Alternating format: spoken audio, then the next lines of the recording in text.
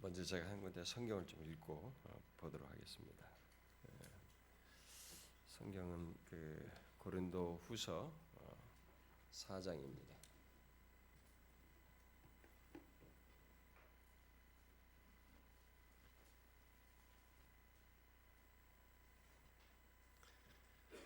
고린도후서 4장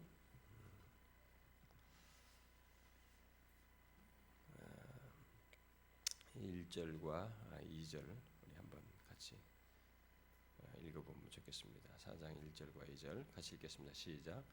그러므로 우리가 이 직분을 받아 긍휼하심을 입은 대로 낙심하지 아니하고 이에 숨은 부끄러움의 일을 버리고 속임으로 행하지 아니하며 하나님의 말씀을 혼잡하게 하지 아니하고 오직 진리의 나타냄으로 하나님 앞에서 각 사람의 양심에 대하여 스스로 추천하노라.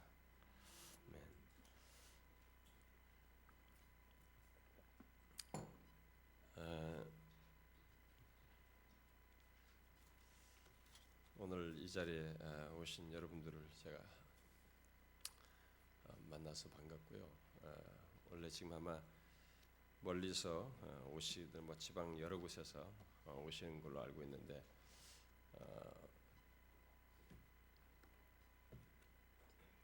우리의 여러분들이 신청한 것에 따르면은 아마 우리 자리가 이제 꽉 차게 돼 있어요. 근데 지금 아마 뒤에 오신 분들이 좀 늦어서 그런 것 같고, 그런데 우리 교회 성도들은 이 예배당에 본당으로 들어오지 말라고 그랬는데 아마 자리가 없을 걸 예상하고 했는데 어쨌든 뒤에 오시는 분들은 좀 못 듣더라도 일단은 제가 앞부분부터 강의를 좀 진행을 하겠는데요.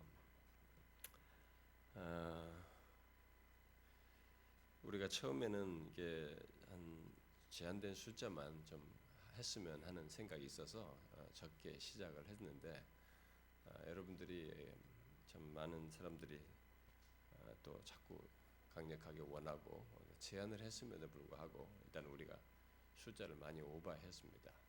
근데 뒷사람들을 생각하면 이제 앞자리부터 여러분들이 좀 이렇게 촘촘히 앉으셔야 될 상황인데 조금 인내하면서 여러분들이 오늘 하루 동안에 좀 같이 좀 진지하게 고민하는 그런 시간이 좀 되었으면 좋겠습니다.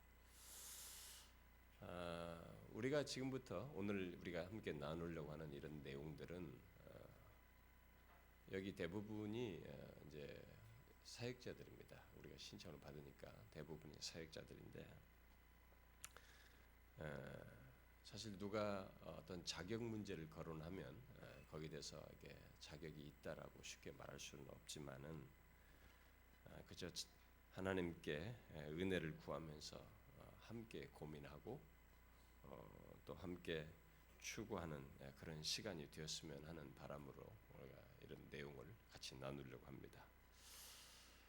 우리 참교추 멤버 중에 한 목사님이 이번 컨퍼런스 주제를 타협할 수 없는 복음으로 하는 것이 어떻겠냐라고 이게 했을 때 좀 아무런 거부 반응이 없이 그것이 좋겠다는 생각을 하게 되었습니다. 그 이유는 기독교의 모든 이탈과 변질 그리고 궁극적으로 이 배교하는 것에 다 복음이 변질되는 데서 시작되기 때문이고 실제로 그것이 우리 현실 속에 있고 지금까지 그것의 변질의 역사가 진행되어 와서 오늘날 우리 현실이 그것을 잘 보여주고 있기 때문에 그렇습니다. 우리는 지금 세월이 지나도 별로 달라지지 않고 있습니다. 여러분들이 우리의 영적인 현실을 한 10년, 20년 이렇게 지켜본 사람들은 어떨런지 모르겠습니다만 어느 정도 알겠습니다만은 우리의 현실이 바뀌지 않아요.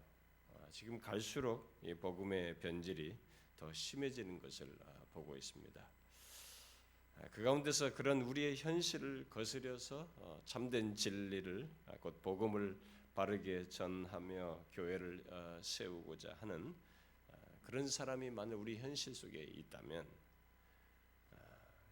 그것은 분명히 하나님께서 이 현실을 살리고자 하는 이 현실 속에서 자신의 일을 하고자 하는 하나님의 뜻 가운데서 아마 그런 감동을 주셨을 거라고 믿습니다. 저는 그런 사람들을 같이 격려하고 도전하고 사역하는 것이 이 시대에 절실하게 필요로 하다고 생각을 하고 있습니다. 그런 사역이 당장은 이렇게 두드러지지 않아도 다음 세대를 준비할 수 있다고 봐요. 다음 세대를 준비하는 어떤 씨앗이 될 수 있다고 믿습니다. 그래서 우리가 이제 이런 소위 참교추, 참된 교를 추구하는 모임을 갖게 되었는데요. 우리 모두 이렇게 별로 자격이 안 돼요. 제가 우리 멤버들에게도 같이 얘기하지만 우리 모두 자격이 안 되고 누가 어디 제대로 하는가 보자라고 이렇게 만일 그런 식으로 우리를 보게 된다면 숨고 싶은 그런 모습입니다. 그러나 일단 우리의 소원과 열망을 가지고 추구하는 모임을 이렇게 갖게 되었어요. 우리의 모임과 이런 시간은 물론 참된이라는 수식어를 쓰다 보니까 나와 너를 나누는 것 같은 인상을 줄 수 있고 누구는 참되고 누구는 참되지 않다는 것이냐 이런 인상을 줄 수 있습니다만 그런 것 전혀 없습니다. 그저 누구라도 하나님의 말씀에 비추어서 우리의 영적 현실을 보게 될 때 가질 수 있는 그런 고민을 함께 갖고 고민하면서 교회를 세우고자 하는 그런 소원에서 우리가 이런 모임을 갖게 된 것입니다. 자, 이번에 정한 주제 이 타협할 수 없는 복음은 사실 별로 특별할 것이 없습니다. 그리고 새로운 것도 아닙니다. 저는 이 참교추 컨퍼런스에서 우리가 이제 매년 갖게 되겠습니다만 참교추 컨퍼런스에서 다루고 나눌 내용들은 어떤 새로운 지식을 전시하거나 또 사람들의 지적인 만족을 주는 그런 것들을 하고 싶지 않아요.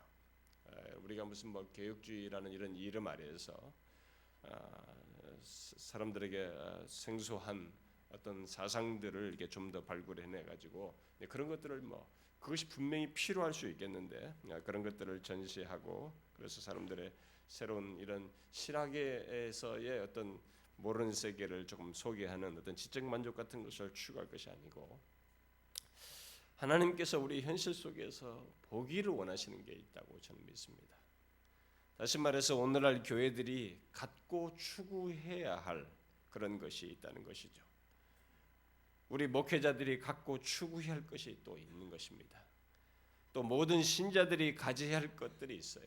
그런 것들을 우리의 시각에서가 아니라 하나님이 원하시는 차원에서 곧 그의 말씀에 비추어서 같이 생각해보고 같이 행실로 나아가는데 자극이 되고 계기가 되어서 실제로 그런 교회가 세워지고 그런 신자들의 삶이 사라지는 그런 모습을 보기를 원하고 그런 차원에서 우리는 이런 컨퍼런스의 내용들을 함께 공유하고 나누었으면 좋겠습니다.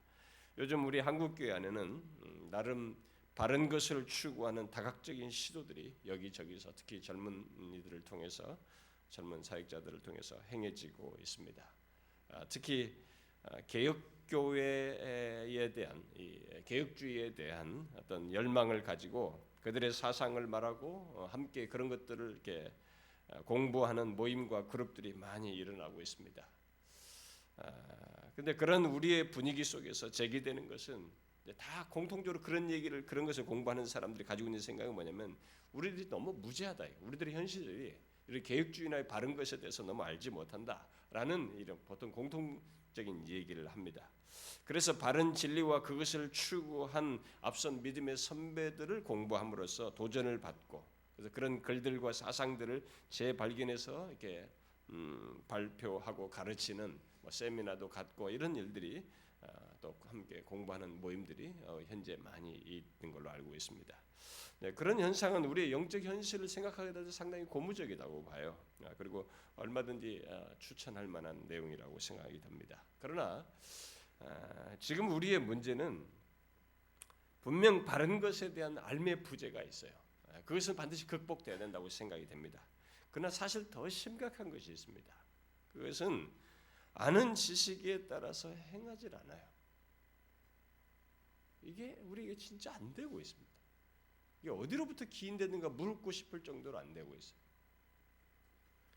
신학교에서 또 탁월한 사람들의 이 책들을 통해서 바른 것을 알아도 그것을 교회 현실로 가져와서 특히 우리 목회자들의 이 목회 방법과 태도를 보게 되면 또 그리고 오늘날 신자들의 삶을 보게 되면 그런 것과 자기들이 바른 것을 아는 것과는 동떨어져 있어요. 다른 것을 보게 됩니다. 따라서 우리가 함께 고민할 사실은 새로운 지식의 유무보다 그것이 있고 없고보다 우리 현실을 직시하고 그에 따른 실천이에요. 하나님이 우리에게 이런 현실 속에서도 여전히 말씀하시고 원하시는 바를 실천하는 것입니다. 그런 차원에서 이 시간에 우리가 이제 함께 고민하고 하나님께 기도할 제목을 우리가 가질 뿐만 아니라 주님께서 부르실 때까지 씨름할 내용을 저는 함께 공유하고 싶습니다. 저에게 허락된 이 두 번의 시간, 이 오전과 오후 시간을 통해서 나누려고 하는 내용은 먼저는 복음의 타협과 변질의 현실과 함께 그 역사를 얘기를 하고 싶고요. 그 다음에는 그것들의 주된 내용들을 세 가지를 말하고 싶고, 그리고 오후에 가서는 그 모든 것에 대한 대안으로서 그러면 우리는 어떻게 해야 하는가에 대해서 다루도록 하겠습니다. 그런데 제가 이걸 준비하다 보니까 오전 내용을 최소화했음에도 불구하고 이 타협한 복음을 말하는 세 가지를 시간 관계상 아마 다 못할 수도 있을 것 같아요. 그래서 만일 다 못하게 되면 제가 시간을 봐가면서 할 텐데요. 다 못하게 되면 세 번째 그 세 가지 중에 세 번째 내용을 제가 오후 시간에 이 얘기를 하고 거기에 대해서 그러면 어떻게 할 것인가를 덧붙이도록 하겠습니다. 어쨌든 오늘 다룰 이 내용들은 이 자리에 오신 그 여러분 정도는 충분히 인식하고 있을 내용들이겠습니다만은 제가 제기하는 것은 이것을 함께 고민하고 중요한 것은 구체적인 실천으로 가는 것입니다. 그런 것에 대한 마음의 부담을 함께 공유할 수 있으면 좋겠습니다. 자, 그럼 먼저 제가 한 가지 질문부터 하고 싶습니다. 자, 여러분들은 현재 우리들의 영적 현실이 어떻다고 봅니까?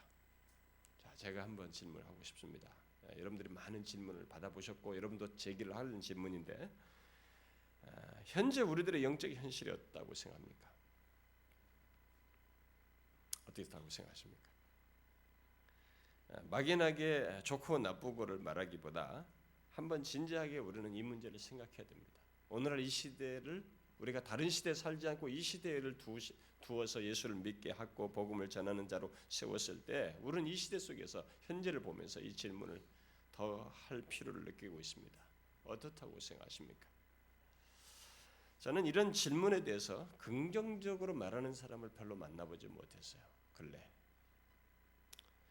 사역자들로부터 심지어 일반 신도들까지 그렇습니다. 우리가 어제 전교인 전도주일로 해가지고 나갔는데 우리가 어제 저는 사역자들과 함께 우리 한강변으로 나갔는데 우리 한 사역자가 어떤 만나서 복음을 전하는데 가톨릭 신자가 그랬다는 거죠. 사역자라고 하니까 똑바로 사역하라고. 가톨릭 신자인데 바르게 좀 사역을 하라고 그렇게 말했다는 거죠. 예, 가톨릭 신자들까지 모두가 다 모든 사람들이 다 지금 우리를 가리켜서 그렇게 말하고 있습니다. 긍정적으로 말하는 걸 못 들었고 있습니다. 그러나 우리는 무엇이 어떻게 잘못되었는지 반대로 만일 긍정적으로 누가 본다면은 어떻게 해서 그렇게 긍정적인지 이런 것을 이런 대답에 대해서 너무나 사람들이 표면적이에요. 현상적입니다. 우리나라 지금 경제가 이 삼성이 하나 좋으니까 뭐 다 좋은 것처럼 착각하는 그런 현상처럼 큰 교회가 몇 개 있으니까 우리가 기독교가 괜찮다는 이 착각들을 우리가 하고 있는 것이죠. 피상적입니다. 그러나 정녕 우리가 우리 현실 속에서 바른 길을 가고 싶다면 우리는 구체적이면서 근원적인 이유를 생각해 봐야 합니다. 그래야 할 때 우리는 구체적으로 생각해 봐야 이 각성의 정도도 크고 또 마음의 부담도 진실하고 하나님이 원하시는 것에 대한 열망도 나는 진실할 수 있다고 믿어요. 만일 우리의 영적 현실에 대한 이해가 막연하다면 내일이 주어져도 그저 어제의 모습을 연장하는 수준에서 우리가 머무를 가능성이 큽니다. 한마디로 시대의 흐름에 따라서 타협된 복음, 타협된 진리를 좇아서 생각하고 살 것이라는 겁니다. 심지어 복음의 타협을 자신이 오히려 더 이것을 주도할 가능성이 커지죠. 오늘날 이 세계 기독교에는 약간의 시간차가 있을 뿐입니다. 모두 비슷해요. 이 대세는 주로 이 북미가 미국과 캐나다 등 북미 기독교회가 유럽 교회랑 함께 해가지고 이 세계 교회를 지금 주도하고 있잖아요. 대세를 그들이 주도, 특히 북미가 주도하고 있습니다. 그래서 지금 이 세계 기독교의 영적 현실과 우리 한국 교회의 현실은 갑작스럽게 만들어진 게 아닙니다. 이 역사 속에서 어떤 변화의 과정 속에서 지금 현재가 있게 된 것이죠. 특히 진리가 또는 이 복음이 타협되고 변질된 오늘날의 현실은 그렇게 변화의 어떤 과정을 거쳐서 지금 현재에 이르게 된 것입니다. 따라서 우리의 영적 현실을 제대로 파악하려면 이 드러난 현상만 보아서는 안 됩니다. 오늘날 우리의 영적 현실, 곧 그 드러난 다양한 현실들이 있게 된 그 배경, 특히 역사 속에서의 그 배경을 우리가 알아야 돼요. 그 배경을 단순화해서 설명하기 어려울 정도로 이게 복합적인 것들이 막 뒤섞여 있지만 역사적인 배경 속의 핵심적인 그런 사실이라도 우리가 파악할 수 있으면 조금 더 근원적인 접근을 할 수 있고 그것을 효과적으로 이렇게 저항할 수 있습니다. 우리들이 만약 오늘날의 영적 현실의 이 배경을 성경과 역사 속에서 보게 된다면 우리는 무엇이 잘못되고 무엇이 심각하게 이탈하였는지를 어느 정도 파악할 수 있습니다. 자, 그러면 먼저 우리의 영적 현실이 있게 된 이런 역사적인 배경을 제가 한번 먼저 좀 설명을 하겠습니다. 오늘 한국교회 안에는 무엇이 성경의 복음인지 분간할 수 없을 정도로 복음을 다양한 곳으로 포장해서 사람들에게 전하고 가르치고 있습니다. 그러니까 여러분이나 저나 예수 믿기 시작해서 딱 들어온 시점 자체가 이미 이것이 이렇게 섞여 있는 복음을 전하는 토양에 들어와 있기 때문에 그것에서 이렇게 분리하거나 구별해서 뭐가 성경이 말하는 복음인지를 명확하게 말하기가 어려운 그런 요소가 우리 토양 속에 벌써 만들어져 있어요. 그리고 어려서부터 그렇게 배웠기 때문에 심지어 목사가 돼서도 그것을 전하지 않으면 안 되는 것처럼 이렇게 흘러가고 있습니다. 그래서 이 다양한 표현들이 그렇게 복음을 다양한 것으로 포장해서 사람들에게 전하다 보니까 오늘날 이 시대에 제기되는 거예요. 이런 그런 것에 대한 다양한 표현들이 언급되고 있어요. 제가 인용하면 복음 앞에 치유의 복음이다, 값싼 복음이다, 심판 없는 복음이다, 부와 번성의 복음, 탐욕의 복음, 도덕주의 복음, 정적주의 복음, 행동주의 복음, 신비주의 복음 또는 미국제 복음, 또 바벨탑에 갇힌 복음, 그리스도 없는 복음, 일그러진 복음, 사라진 복음, 다른 복음, 이런 얘기가 책 제목과 주제로 다 나오고 있어요. 거론되고 있습니다. 여러분 재밌는 묘사들이잖아요. 우리는 지금 이렇게 스폰지에 물이 싹 조용히 들어오기 때문에 익숙하게 뭐든지 처음만 충격받지 자꾸 몇 번 들으면 그것에 대해 익숙해지듯이 이런 현실을 자꾸 듣다 보니까 우리가 여기에 지금 익숙해져 가고 있는데 사실 이것은 심각한 얘기를 지금 우리가 늘어놓고 있는 거거든요. 그런 묘사들이 다 시사하는 바가 뭡니까? 정상이 아니라는 것입니다. 오늘날 기독교가 근본과 중심에서부터 정상이 아니라는 것입니다. 그러면 우리가 다시 질문해 보겠습니다. 질문할게죠. 자, 여러분은 이런 표현들이 제기하는 우리의 현실을 지각하고 있습니까? 이제 이런 것에 대해서 이제 우리가 제기할 수 있는 질문입니다.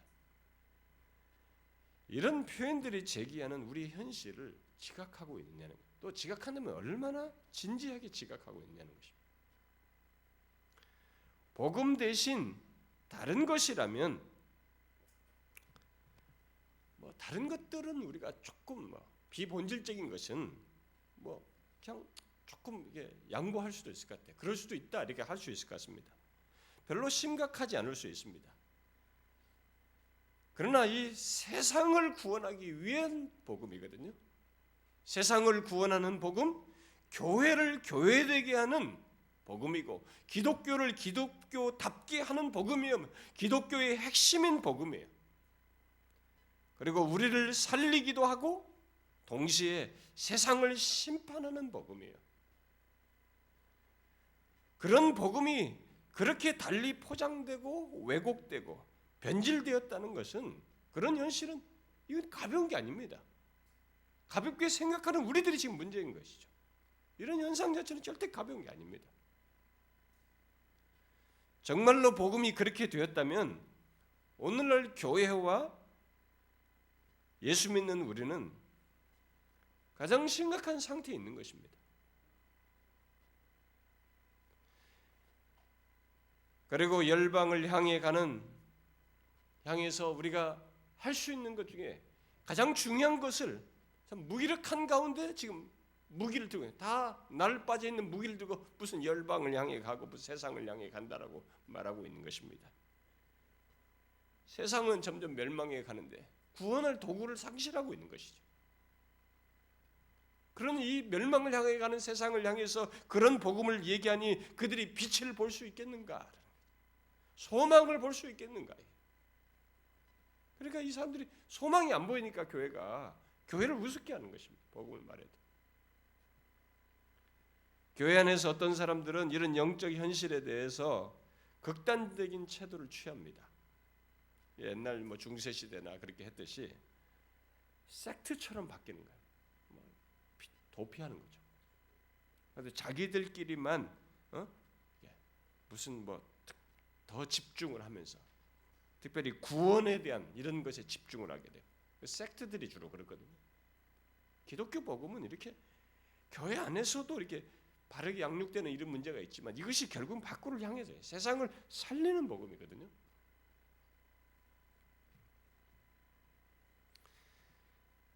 성경이 복음을 말하면서 뜻하는 바는 이 시대의 교회의 영적인 현실을 바르게 하는 것이고 교회답게 하는 것이거든요. 세상을 살리는 것이거든요. 그래서 우리는 이 시대의 교회의 영적 현실을 분별하여 성경이 말하는 바른 길을 우리 자신도 가야 할 뿐만 아니라 다른 사람도 그 길을 가도록 돕고 전하기 위해서 이 복음부터 분명해야 되는 것이죠. 청교도인 윌리엄 세컨은 종교에서의 무감각은 종교에서 벗어나는 배도의 첫걸음이다 그랬어요. 옛날 시대 사람들은 종교는 기독교예요. 기독교 신앙입니다. 그러니까 그런 것에 대해서 이 무감각하면은 배도의 첫걸음을 내딛는 것이죠. 현재 교회의 영적 현실에 대한 무감각이 이 배도를 자꾸 만드는 것입니다. 특별히 사역자들부터 이것을 진지하게 생각 안 해요. 무감각한 것입니다. 성경은 거짓 선지자만 심판하지 않고 분별치 않고 그를 따르는 자도 똑같이 심판하는 것으로 똑같이 책임 있는 것으로 말을 합니다. 그래서 내가 어려서부터 배우고 경험한 것만을 고집하면서 그 외에는 별로 바람직하지 않은 것처럼 다른 것들을 별로 믿어하지 않으면서 그저 자신의 개인적인 신앙과 구원과 삶만 추구하는 세상은 다 타락했으니까 나만 잘 믿으면 된다. 이건 아니거든요. 3세기의 키프리아누스가 말했습니다. 복음은 부분으로는 설 수 없다. 즉 복음은 부분으로 무너질 것이다라고 했어요. 그러므로 복음은 그 어떤 식으로든 변질되거나 부분으로 취급되는 것을 용납해서는 안 된다는 것입니다. 무너져요. 부분으로도 복음은 무너지는 것입니다. 사역자든 일반 신자든 이런 사실을 용납해서는 안 되는 것이죠. 그것은 사실상 복음이 아니기 때문입니다. 부분으로는. 더 나아가서 복음이 부분적으로 취급되고 변질되면 기독교는 정말로 어떤 사람들이 말한 것처럼 개독교가 될 수 있어요. 그런 놀림의 교회로 바뀔 수 있습니다. 그리고 교회당 안은 그리스도인이 아닌 자들로 채워질 수 있습니다. 복음이 부분적으로 다루어지면 교회 안에 종교인들이 많아질 수 있어요. 그리고 그리스도인에 대한 정의를 새롭게 내려야 할 현실이 만들어질 수 있습니다. 그런데 지금이 그렇거든요. 지금이 그렇습니다.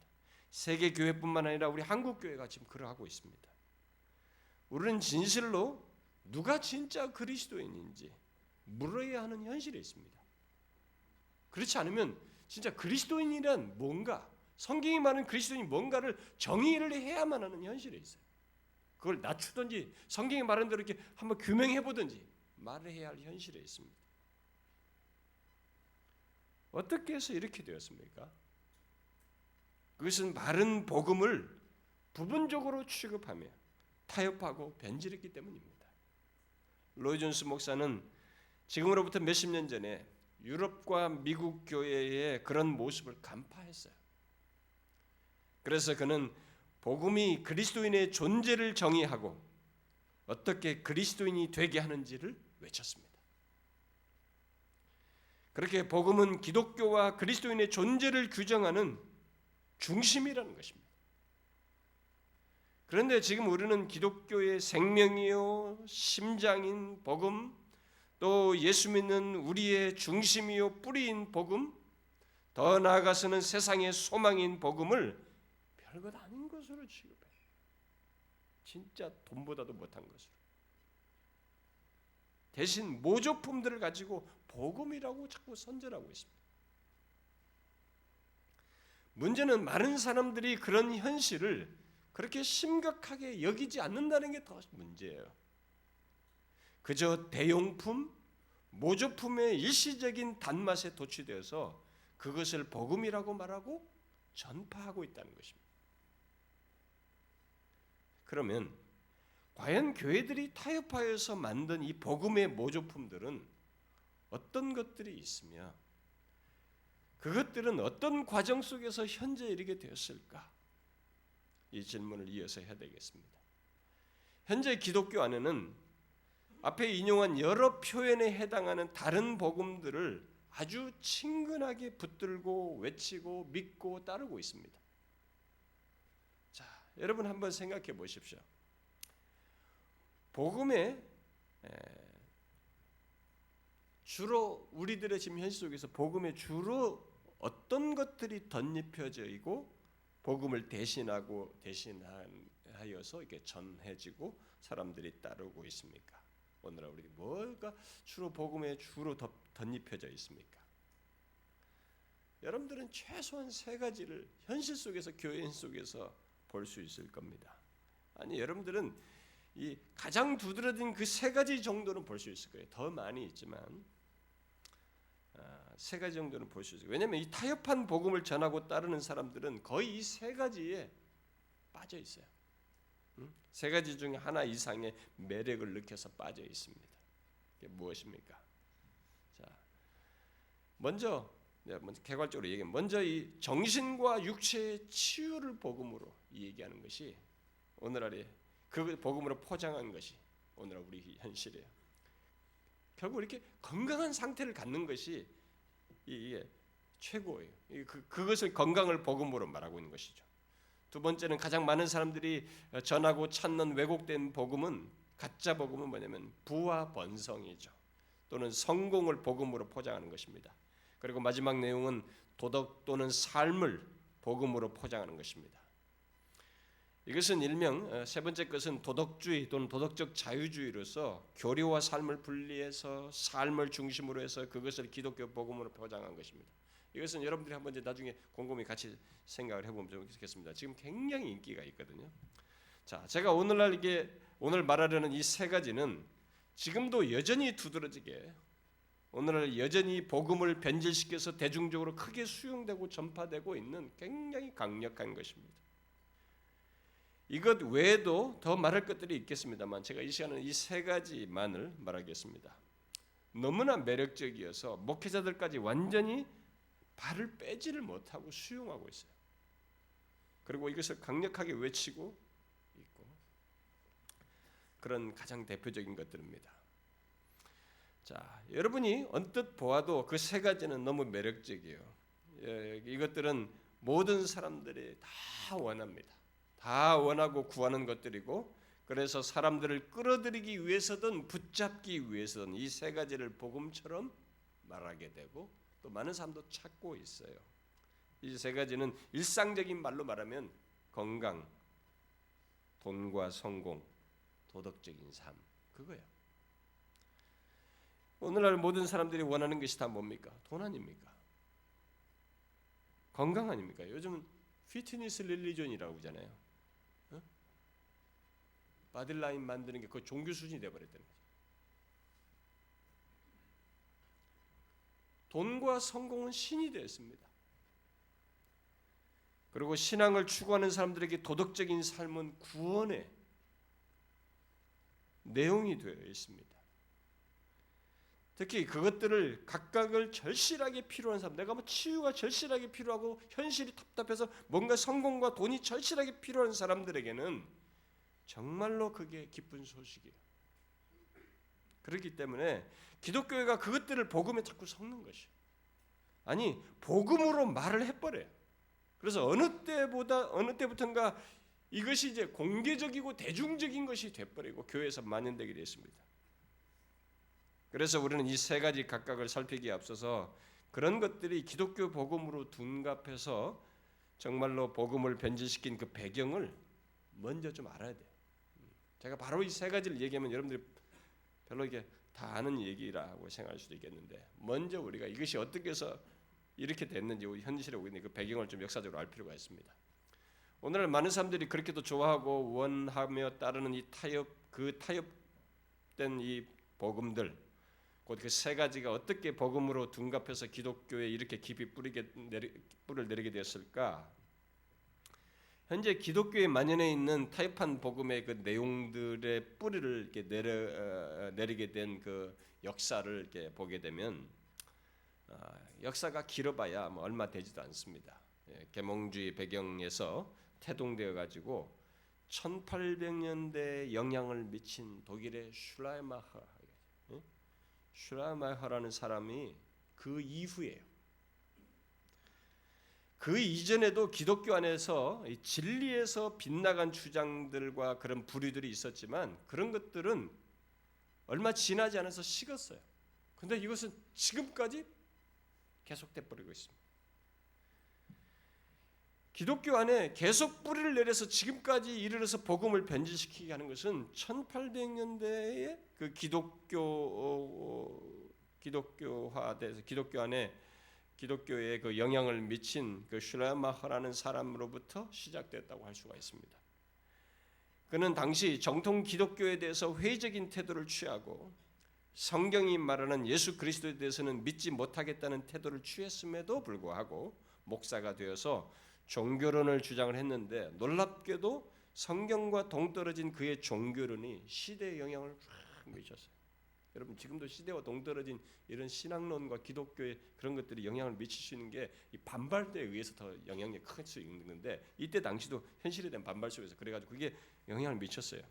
그의 주장은 이안 머레이 말대로 당시 합리주의적인 계몽주의에 대한 반동으로 생겨난 낭만주의와 그 시대의 철학자들의 범신론을 차용하여 전개한 종교론이었습니다.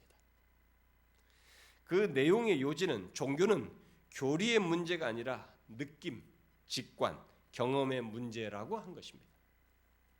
이런 주장은 소위 자유주의를 태동시켜서 여러 가지를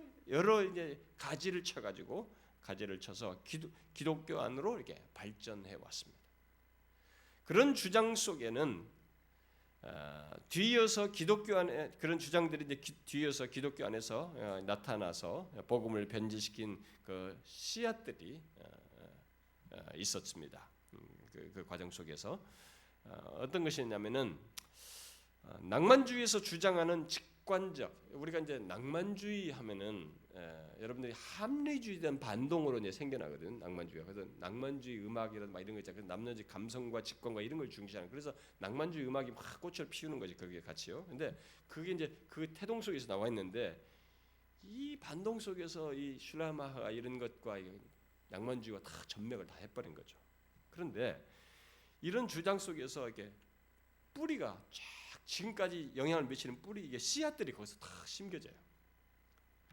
그러니까 낭만주의에서 주장하는 직관적 개인주의 또는 감정주의의 씨앗이 있어가지고 뒤이어서 나온 뉴에이지의 원조인 신지학이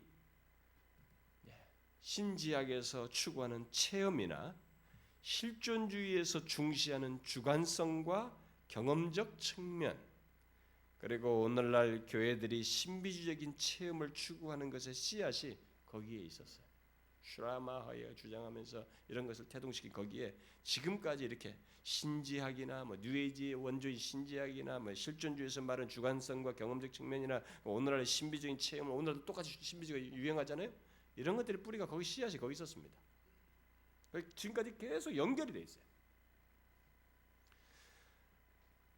오늘날 뉴에이지 운동과 소위 믿음 운동에 있어요. 오늘날 이게 믿음 운동이 있습니다. 제가 뒤에 가서 나중에 상세히 얘기해요. 이 믿음 운동의 기저에 있는 신사상, new thought. 우리가 신사상이라고 하고 신사상 철학이라고도 말하고 또 어떤 사람은 신사고라고도 말하고 하는데 이런 다 이 믿음 운동의 기저에 있는 것인데 이런 신사상까지 수용할 수 있는 씨앗이 거기에 있었어요. 슈라마하부터 그 뒤로부터 자유주의 거기 뿌리가 있었어요. 게다가 교리를 버리고 삶을 중시한 도덕적 자유주의와 이머징 처치 운동의 씨앗도 거기 있었습니다. 슈라마하로부터 이렇게. 그리고 내게 실용적 가치가 있는가를 중시한 그야말로 실용주의 씨앗도 거기 있었어요. 그야말로 현재 기독교 안에 살아남아서 계속 영향을 미치고 있는 것들, 곧 기독교회가 본래 강조한 것들을 뒤섞어 수용할 수 있도록 한 그 유사품들을 기독교회 속에 들여오도록 포문을 연 대표적인 사람이 바로 슐라마하예요. 다시 정리해서 말하면 그는 직관과 체험을 중시함으로써 기독교 체험에 다른 체험들을 섞을 수 있는 길을 열었습니다. 그리고 기독교 신앙을 내면으로 향하도록 길을 텀으로써 심리학으로부터 시작해서 신지학, 뉴에이지와 실존주의뿐만 아니라 범신론적인 체험 추구를 할 수 있는 길을 내었고 기독교 내에 신정통주의를 태동시켰고 지금 기독교 안에 신사고, 신사상에 따른 믿음운동과 번영신학에까지 수용할 수 있는 길을 넣습니다. 이게 슐라마하고 전혀 상관없는 것처럼 보이죠? 번영신학 같은 게. 뿌리가 거기 있어요. 다 있습니다.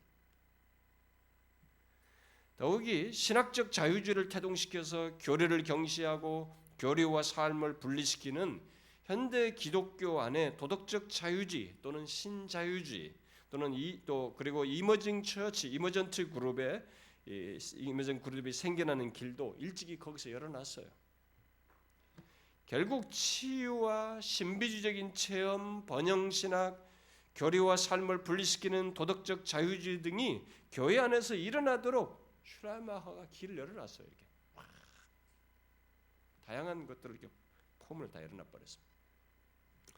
그러나 그 모든 것은 우리 인간이 중심이 되어서 구하고 얻고 체험하고 선행을 하면서 만족할 수 있는 주관적이고 개인주의적인 신앙의 길을 연 것이고 결국 복음의 변질과 타협의 길을 연 것입니다. 물론 그런 가운데서 성경이 말하는 기독교, 곧 복음을 교회의 전부로 알고 타협하지 않고 순전한 복음을 전하는 그런 교회들이 계속 있어 왔습니다만 그 수는 이런 대세를 이렇게 대세 속에서 이렇게 소수가 돼버려요. 상대적으로 점점 이게 숫자가 적어지는 현상이 벌어진 것입니다. 어찌 보면 복음을 타협하지 않는 것은 바보 같고 능률과 효과가 나타나지 않는 기독교를 구하는 것이고 너무 답답하고 칙칙한 신앙생활을 하는 것처럼 보이기까지 했습니다. 실제로 많은 사람들이 그렇게 말했어요. 그러나 우리는 하나님의 계시된 말씀을 내가 중심이 되어서 판단하고 이용하며 말하는 기독교를 기독교라고 할 수 있는지, 또 나를 중심에 둔 채 복음을 다루는 것, 거기에 또 복음을 타협하고 변질시킨 것들을 복음이라고 할 수 있는지 묻지 않을 수가 없는 것입니다.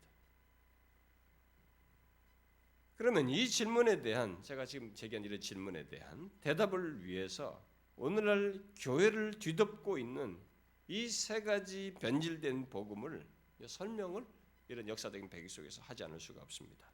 제가 시간만 많다면 이 변질의 과정을 충분히 살피고 싶습니다만은 제한된 시간이어서 최소한만 제가 언급을 하도록 하겠습니다. 제가 이 앞에 세 가지를 말했으면 치유와 번성 얘기했는데요. 이게 사실상 같이 묶여서 주로 많이 써먹어요. 왜냐하면 두 가지가 너무 매력적이니까 이 현대의 그런 유사복음을 전하는 사람들이 이 두 가지를 같이 많이 섞어요. 그렇지만 제가 필요에 의해서 이게 분리를 해서 다루도록 하겠습니다. 간단하게. 자, 먼저 오늘날 우리 현실 속에서 대세적으로 볼 수 있는 타협한 복음, 변질된 복음은 치유를 복음으로 말하는 것입니다. 한번 진지하게 생각해 보십시오. 무조건 이게 숙명처럼 생각하지 말고 이걸 분별을 좀 해봐야 됩니다. 오늘날 기독교 안에는 하나님께서 우리를 예수 그리스도 안에서 구원하시는 것이 기쁜 소식이 아니에요. 그것은 정말로 이제 달고 다른 얘기예요. 별로 매력도 없고 현실성도 없는 그저 뻔한 얘기가 되어버렸습니다.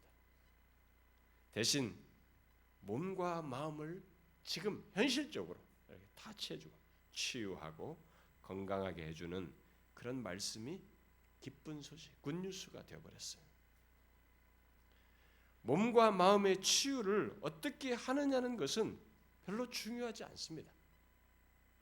심리학적인 치유를 하든 신비주의적인 체험 속에서 갖게 하는 치유든 소위 카톨릭이 말하는 이런 것을 말하는 우리 요즘 개신교도 많이 따르잖아요.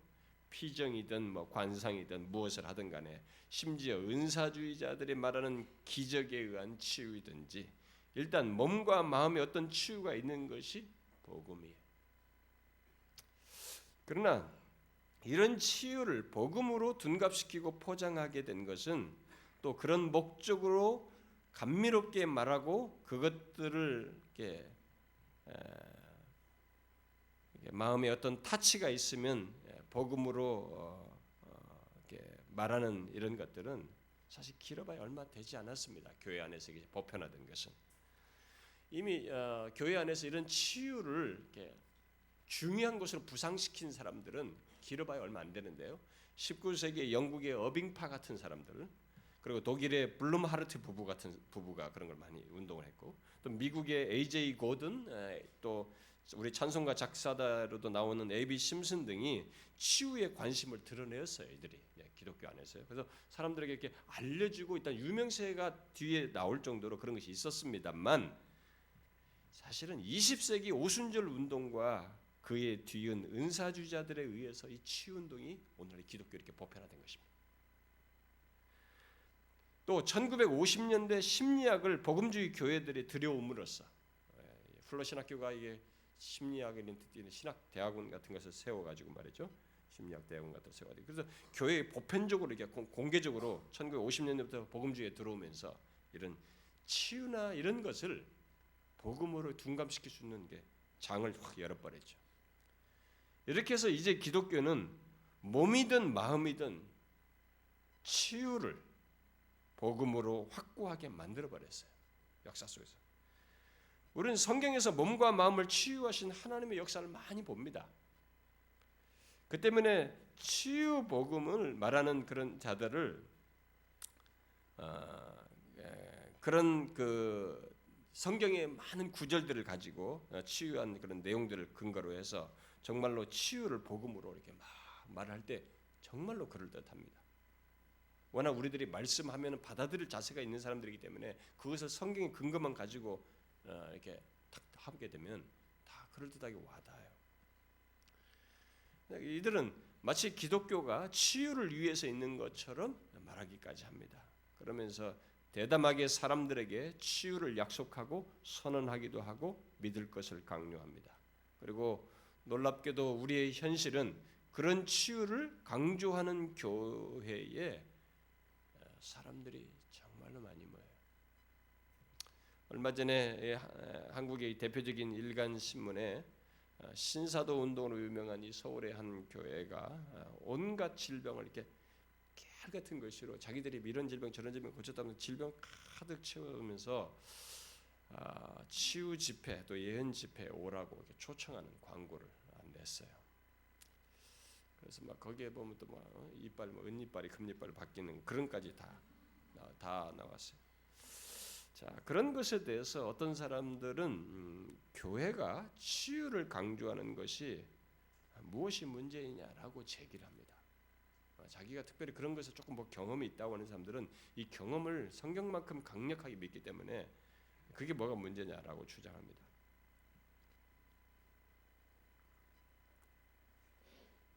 그러나 문제는 건강한 상태를 모든 그리스도인의 특징으로 말을 하면서 그렇게 되기 위한 치유를 사실상 복음으로 말한다는 것입니다. 우리가 성경에서 말한 이런 치유라 이런 것들을 무시하는 게 아니에요. 이들의 문제는 그것을 복음으로 말하는 것입니다. 그리고 건강한 상태를 모든 그리스도인의 특징으로 말한다는 것입니다.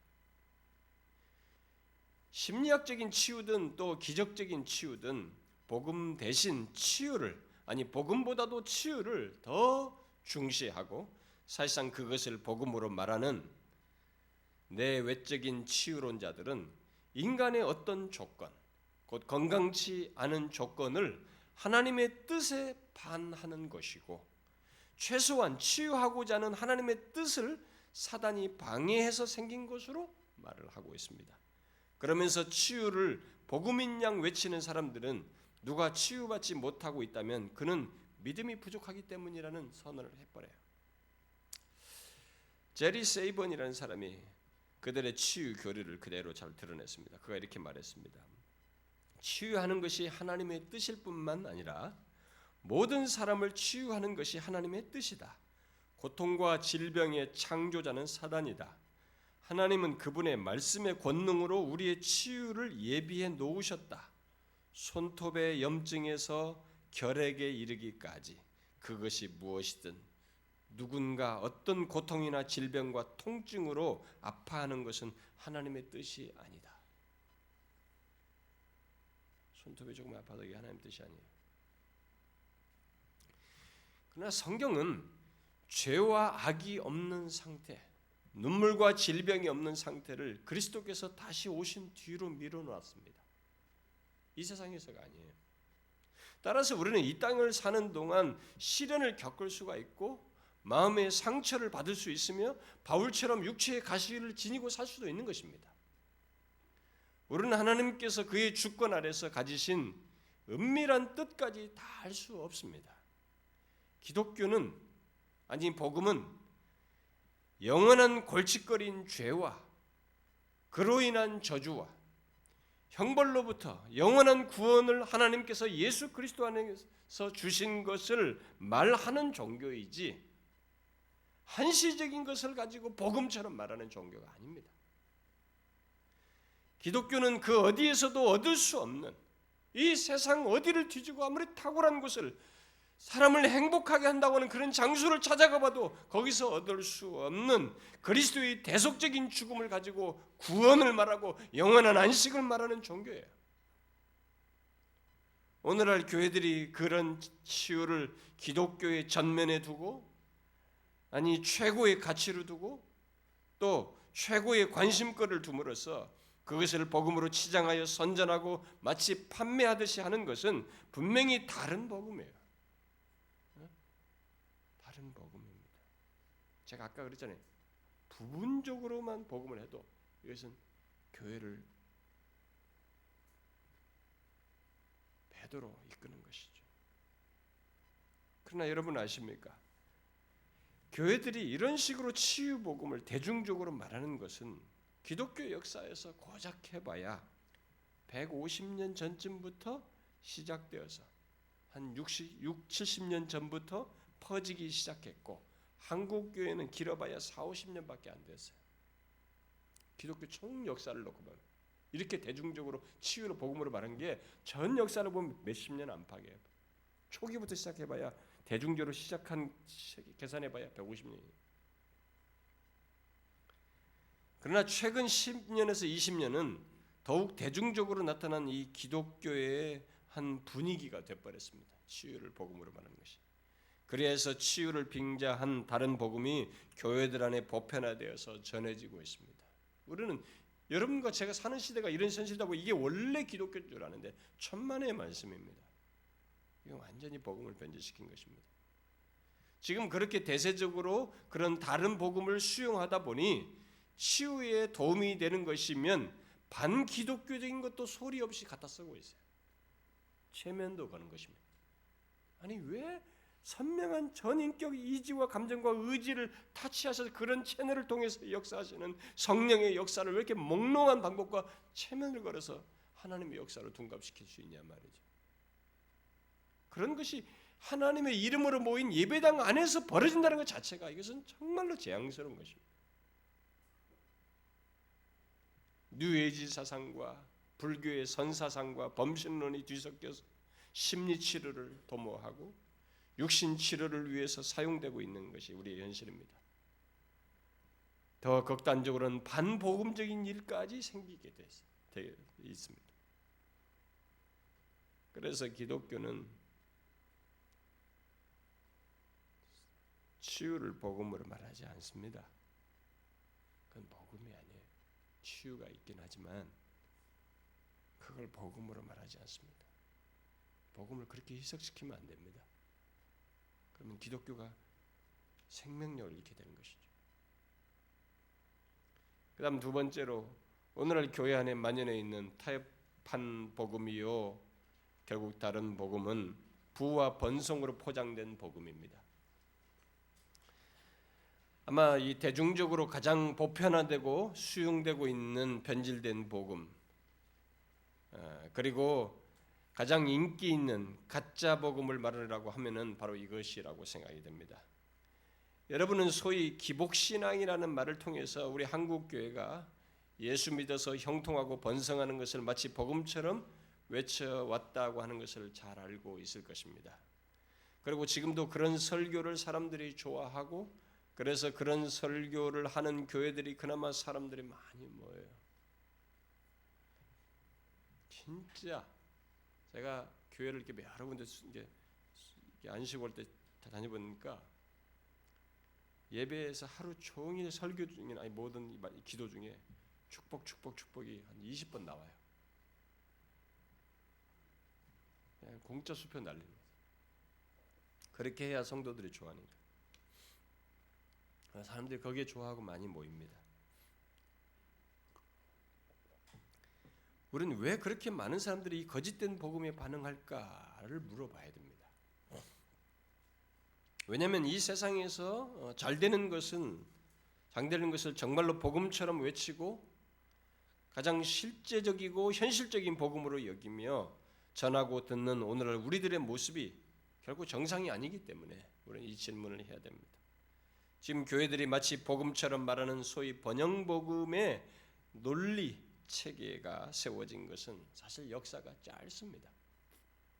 그런데 가장 최근에는 그것이 소위 믿음 운동으로 확장되어서 그 논리를 더욱 정교화하고 있는데 그 주요 인물들이 우리나라에 많이 소개된 사람들이에요. 그 책이 지금 많이 있어요. 그래서 제가 노예에서도 어떤 목사님이 지금 이런 말하는 사람들의 책을 읽고 저한테 막 얘기하더라고요. 그러니까 압도되어 있어요. 그런 것에 대해서. 근데 그런 사람들이 다 누구냐? 믿음 운동하면서 여기까지 이런 번영신학을 복음을 체계화하는 사람들이 주로 미국 사람들의 책이 우리나라에 많이 나왔는데요. 그런 유명한 사람들이 오랄 로버츠 같은 사람, 코플랜드 부부, 케네스 해긴은 얼마나 요즘 인기가 있는지 몰라 우리 한국 사람들. 로버트 슐러도 그렇고요. 그리고 게리 길리는 거기에 그들을 뒤이은 사람들, 베니 힌, 그다음에 이 사람은 우리 조은기 목사 얘기해. 조은기, 조이스 마이어, 폴 앤 장, 크라우치 등 이렇게 거론을 했어요. 이 양반은. 그러나 이들이 영향을 받은 사람을 거슬러 올라가면 소위 신을 이용하는 스피리추얼 테크놀로지가 있어요. 뭐 어떻게 번역해요? 영적 기술학이라고 해야 될까요? 영적 기술론이라고 말해야 될까요? 그리고 그런데 이 영적 기술론은 과학과 주술을 혼합하려는 뉴에이지 운동과도 연관성이 있거든요. 이들의 논리의 핵심 뭐냐면 정신은 물질을 지배한다는 것입니다.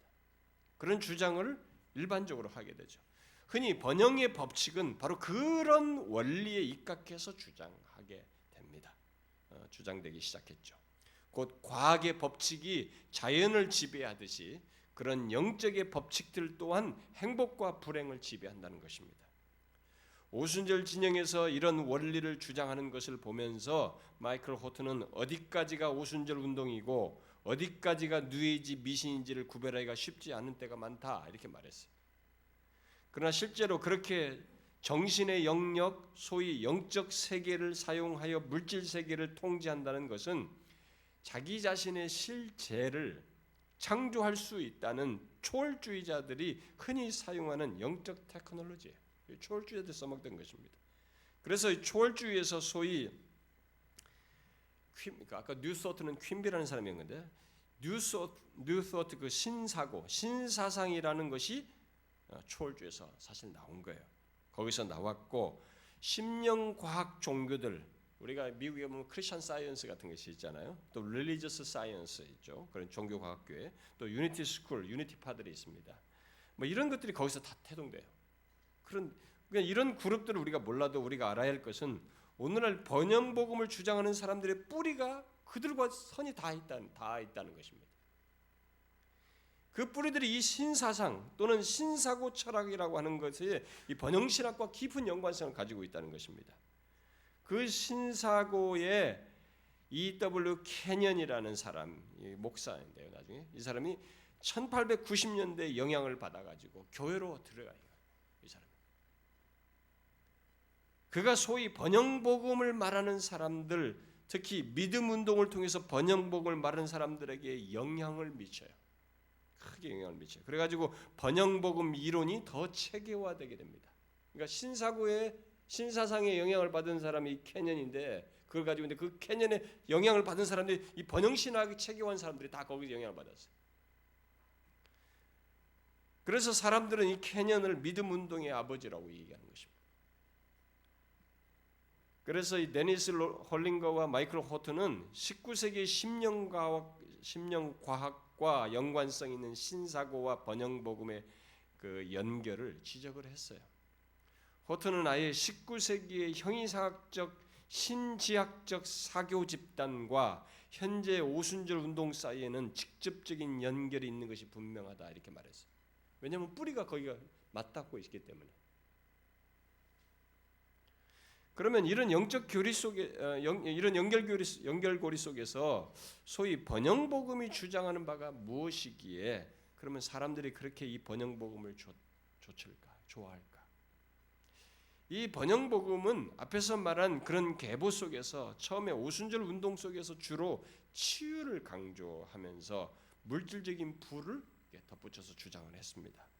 그러다가 그런 오순절 운동에서 1950년대 은사주의 운동으로 전환할 때 케네스 해긴을 대표로 한 믿음 운동 교사들이 부와 건강의 복음을 더욱 두드러지게 강조하기 시작했어요.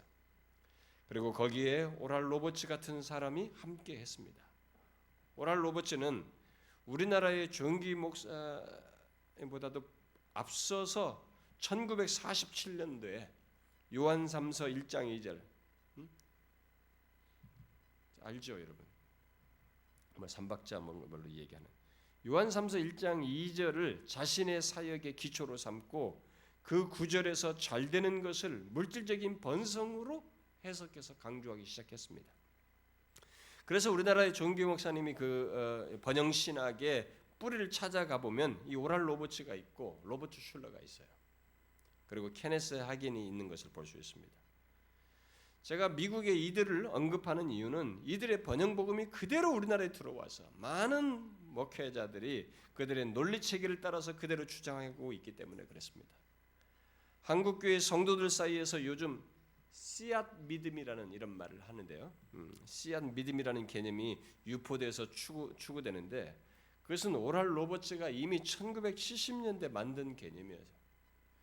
씨앗 믿음이란 그들의 주장에 따르면 구약의 11조는 하나님께 빚지고 있어서 드리는 것인데 그것이 신약에 와서 축복을 기대하며 드리는 것으로 대체됐다고 하며 마치 씨앗을 심듯이 축복을 기대하며 물질을 바치면 풍성한 축복을 받는다는 것입니다. 그래서 항상 뭘 할 때 씨앗을 심는다는 마음으로 뭘 하는 거예요. 도와도 그렇고 뭐 헌금을 해도 그렇고 씨앗을 심는 것. 그런데 번영복음은 이런 것이 우리가 많이 이제 우리나라 성도들 입에서 다 오르내리고 목사도 다 얘기 전파하거든요. 어디서 뿌리가 있는지도 모르고 성경을 갖다 쓰니까 사람들은 그대로 받아들이고 성도들은 열심히 씨앗 믿음을 하는 거예요. 그런데 이 번영복음은 이 오랄 로버츠보다 믿음운동 교사들에 의해서 더 체계화되어서 확장되었습니다. 최근에 우리나라에 그들의 책이 많이 번역되어서 많은 목회들이 사용하고 있는데 어떤 사람은 이들이 말하는 믿음이 성경이 말하는 믿음이 아니기에 신념으로 이렇게 해야 된다라고 말하기도 해요. 그러나 그들이 일단 faith를 쓴단 말이에요. 그러니까 그런 믿음, 그래서 faith라는 믿음을 써서 성경이 말하는 믿음을 말한다기보다는 이게 자기들의 나름대로 그런 주장하지만 그 단어를 쓰고 있기 때문에 일단 믿음 운동이라고 말을 하는 것은 괜찮을 것 같습니다. 또 그들은 믿음 운동 또는 믿음의 말씀 운동이라고 말하기도 합니다. 어쨌든 이들은 그리스도인은 참된 헌신과 기도와 믿음의 결과가 어떤 식으로 나타나냐면 재정적인 번영으로 가져온다는 것입니다. 그러면 헌신과 기도와 복음이 하나님과 관련돼 있어야 되는데 하나님이 기뻐하시는 것과 그분의 영광과 관련돼 있어야 되는데 이게 자기가 얻는 재정적인 번영과 가져온다는 것으로 주장을 하는 것입니다. 그러면서 그들은 번영을 모든 영역에서 성공적으로 번창하는 상태로 말을 합니다. 곧 영적으로 강하고 육체적으로 건강하고 정신적으로 총명한 상태를 말을 합니다. 그런데 그런 번영은 그것을 기대할 만큼 큰 믿음을 가진 사람이 하나님께 받는다는 것입니다.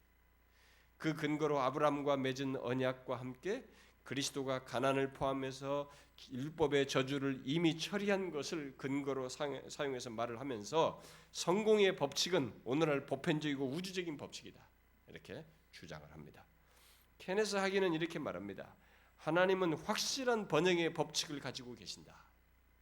당신이 그 법칙에 접촉만 하기만 하면 그 법칙은 당신이 어떤 사람인 것과 상관없이 작동할 것이다. 이렇게 말했어요. 그러면서 이들은 그런 법칙을 사용하는 믿음을 발휘할 것을 강조합니다. 기독교가 언제 믿음이 이렇게 시스템화되고 기계적화됐는지 모르겠어요. 그래서 누가 만일 번영을 누리지 못한다면 왜 번영을 못하느냐? 그것은 다 자기 잘못이라는 거죠. 그걸 잘 안 써서 그렇다는 거죠.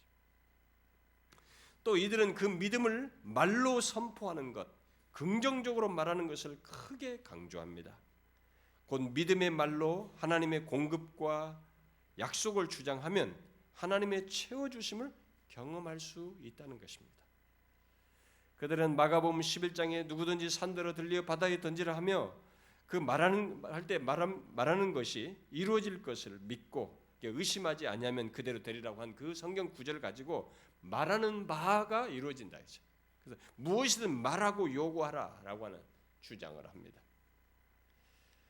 따라서 이들에게 있어서 말은 굉장히 중요합니다. 여러분 오늘 한국 교회에 이 말의 중요성을 강조하는 게 우리가 혀를 조심하고 뭐 이렇게 말을 이런 것은 긍정적인 말이야. 어떤 긍정적인 마음과 믿음에 의해서 하나님을 신뢰하는 가운데서 하는 말로서 그런 말을 쓸 수가 있는데 그 말 말고 굉장히 말의 중요성을 강조하는 이런 현상에 대해서 주목할 필요가 있습니다.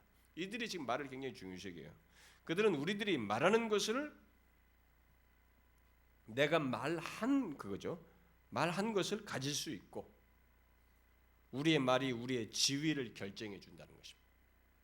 심지어 우리가 하나님과 더불어 우리의 미래를 선택할 수 있다는 것입니다. 말로서. 아예 믿음 운동의 리더인 케네스 해기는 예수님께서 자신에게 나타나셔서 다음과 같은 말씀을 하셨다고 주장을 합니다. 그러면 먼저 예수님께서 그에게 1, 2, 3, 4를 적으라고 했다는 거예요. 그리고 어느 누구라도 어디서라도 이 네 단계로 된 절차를 따르고 원리를 작동하도록 하면 원하는 것을 항상 나 또는 하나님 아버지로부터 받게 될 것이다라고 말했다고 하는 것입니다. 그러면서 하나님께서 그 공식으로 첫 번째 말하라, 두 번째 행하라, 세 번째 받으라, 네 번째 증거하라라고 말했다는 것입니다.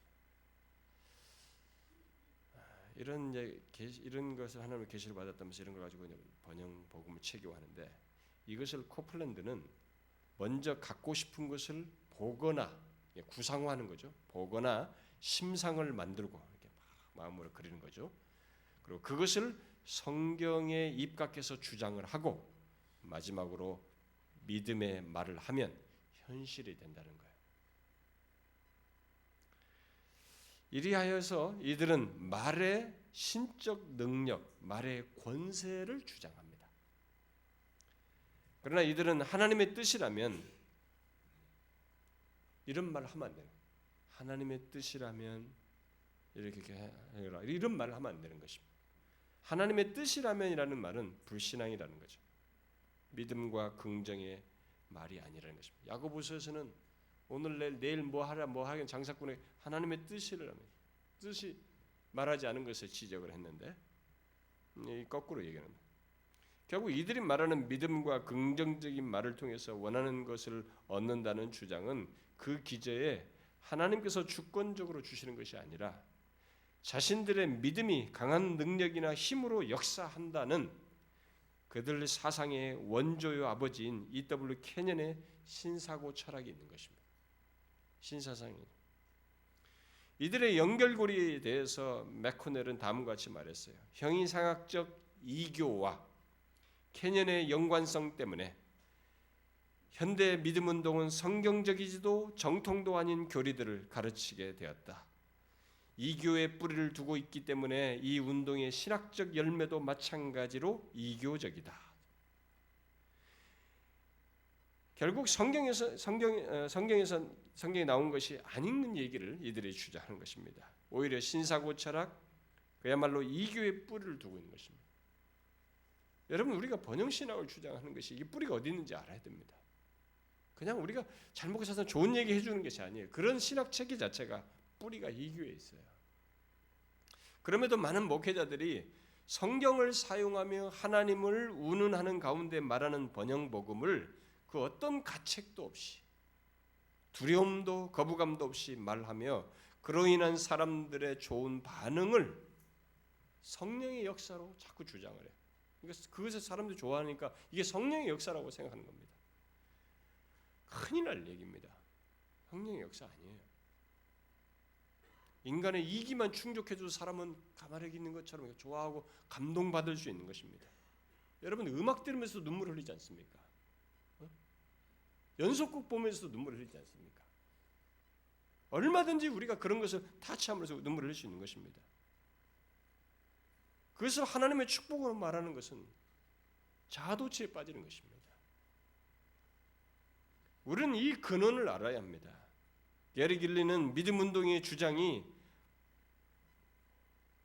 바로 이 미국에서 초 베스트셀러가 되고 우리나라에서도 베스트셀러가 됐던 책이죠. The Secret이라고 하는 책의 중심에 있는 끌어당김의 법칙, 곧 똑같이 신사고 철학에 기초한 끌어당김의 법칙과 맥을 같이 한다고 주장을 합니다. The Secret에서 말하는 끌어당김의 법칙이란 간단히 말하면 내가 좋아하는 것을 생각함으로써 끌어들일 수 있다는 것입니다. 끌어올 수 있다는 거예요.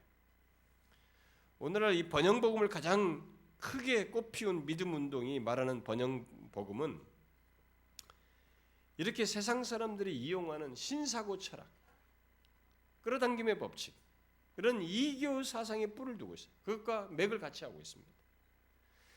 그러므로 번영복음은 완전히 다른 복음이에요. 우리는 빨리 깨어나야 됩니다. 어떻게 해서 하나님의 복음이 이렇게 값싼 것으로 취급됐는지에 대해서 정말 경각을 해야 되고 깨어나야 돼요. 그렇지만 이게 너무 사용의 용도가 효과가 있으니까 외형상에 많은 사람들이 이 다른 복음을 전하고 많이 따라야 좋아합니다. 흥미로운 사실은 이런 사실들을 말한 이 외국 저자들이 놀랍게도 이런 연결고리를 말하면서 우리 한국교회 한 목사님을 얘기해요. 응? 그러면서 그들의 책에 우리 한국교회 한 목사님을 자꾸 거론합니다. 이 번영신하고 이 연결고리를 얘기하면서 한국교회 많은 목회자들과 성도들이 그의 사상에 크게 영향을 받고 있기 때문에 이 외국 저자들의 글을 제가 좀 인용해 드리고 싶습니다. 한국에 있는 세계에서 가장 큰 교회 목사인 조용기는 신비 종교에서 끌어와 자신이 명명한 인큐베이션 법칙을 발전시켰다. 이 법칙은 다음과 같이 작용한다. 우선 분명한 목표를 세우고 그 다음에는 성공을 시각화하면서 마음속에 생생하게 그리라. 그런 후에 생각 속에 품은 것을 실제 속으로 구체화한 다음 마지막으로 선포되는 말의 창조적인 능력을 통해 현실 속으로 말하라. 만약 긍정적인 믿음의 고백이 좋은 결과를 내준다면 부정적인 고백은 사실상 기대에 어긋나는 결과를 낳게 할 수 있다.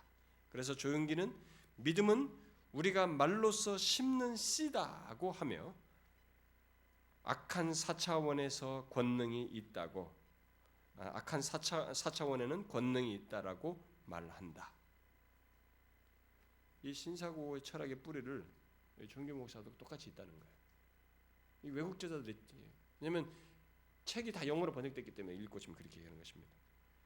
같은 맥락에서 헨크 헤네그래프는 그의 책에서 조용기 목사의 4차원 영성 세계를라는 그 책을 거론합니다. 그 영어로 번역됐거든요.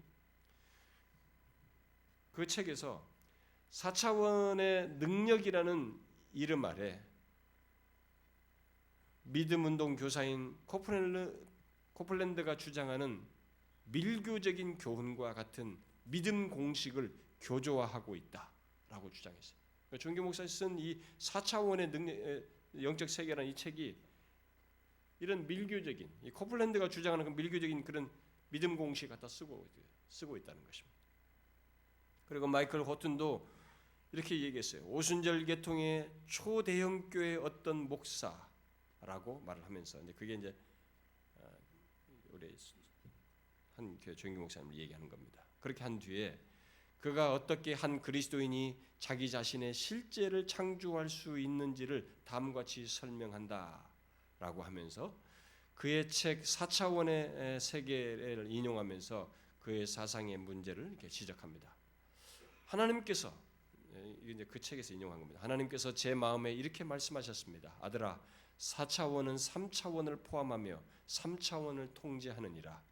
우리가 그 잠재의식을 이끌어낼 수 있는 유일한 방법은 우리의 상상력을 사용하는 것입니다.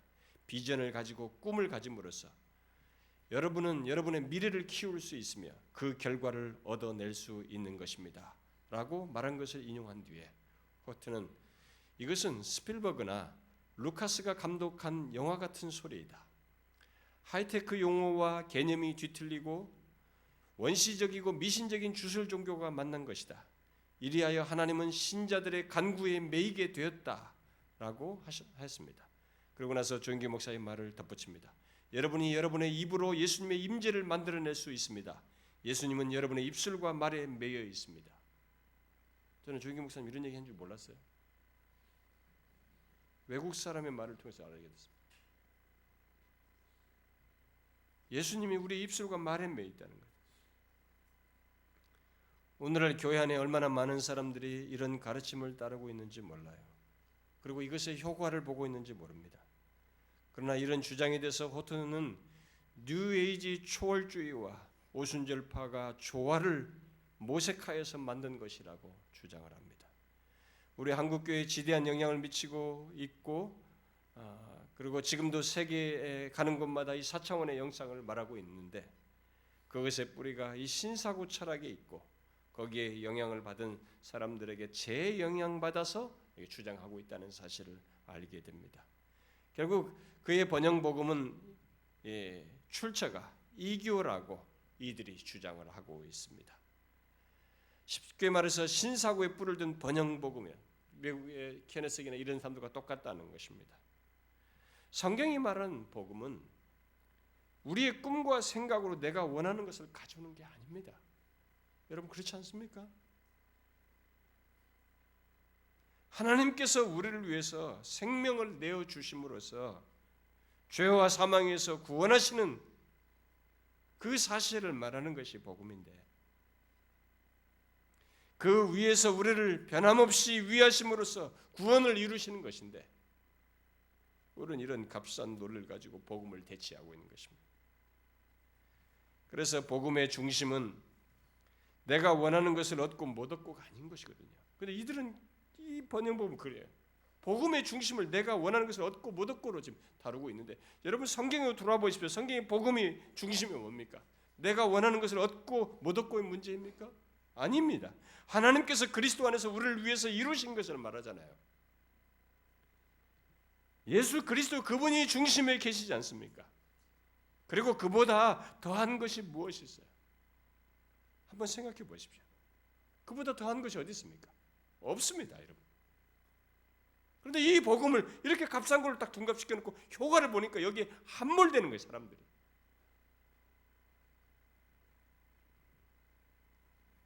이건 기독교 복음이 아닙니다.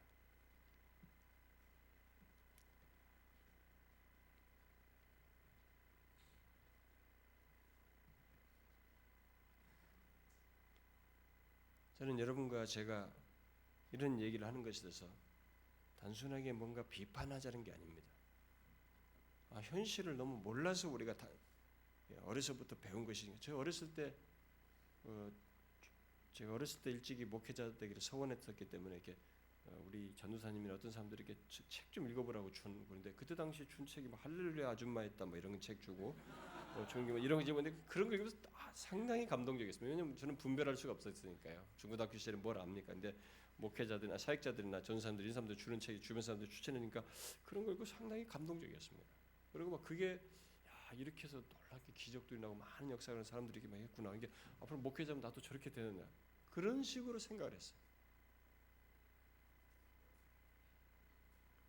성장하면서 우리가 배운 것이 있으니까 그것이 또 사역 속에서 사람들의 좋은 반응이니까 거기에 가는데 그건 정말 우리가 큰일 날 일을 하는 것입니다.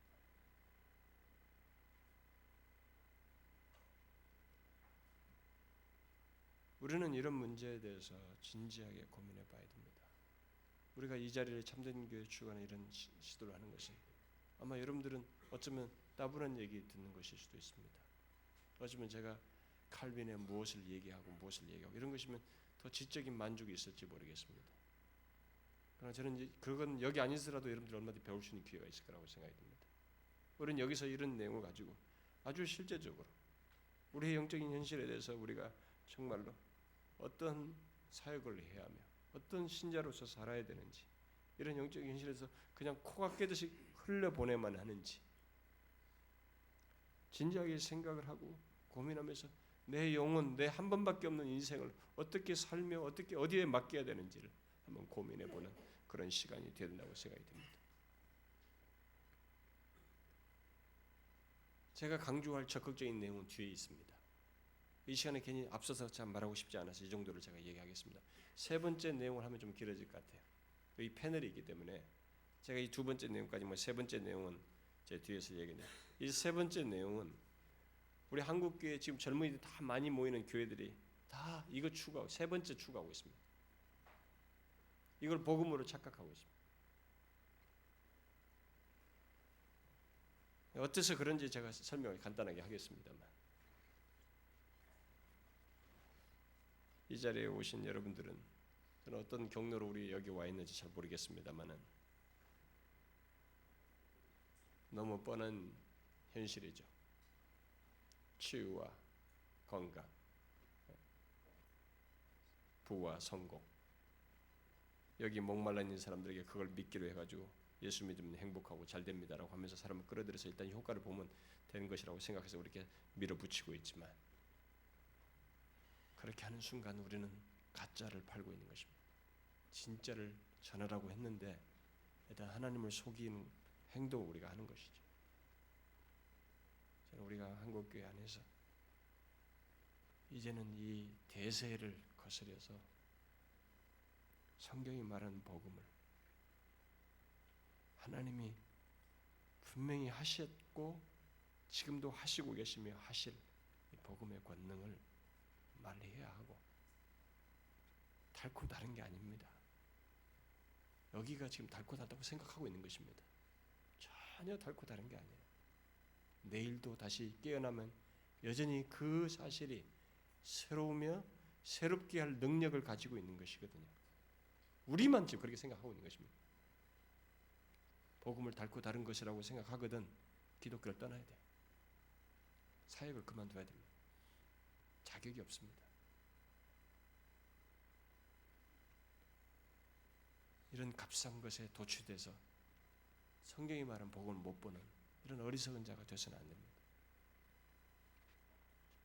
우리는 그것을 외치는 사람이 되어야 되고 그걸 드러내는 신자가 되어야 된다고 믿습니다.